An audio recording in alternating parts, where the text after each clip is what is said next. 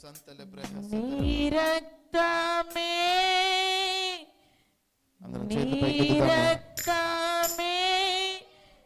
నన్ను శుద్ధీకరించున్.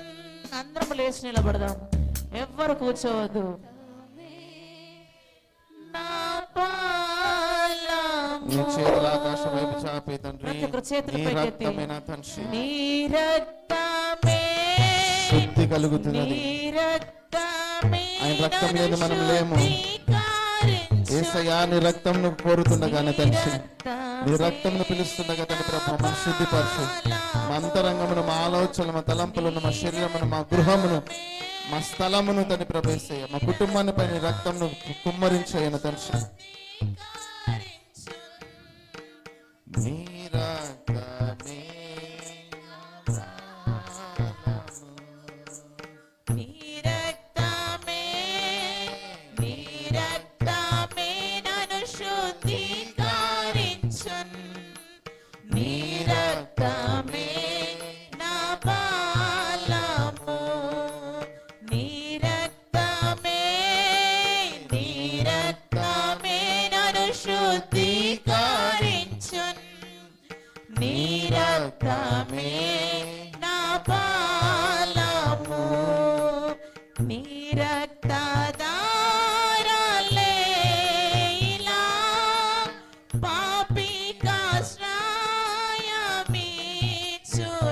సిలువలో కారుతున్న రక్తం మన కోసం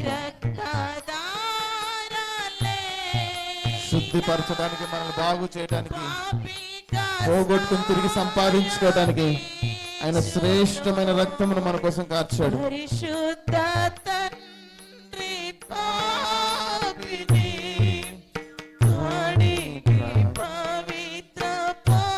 ఆయన ప్రేమ గొప్పది.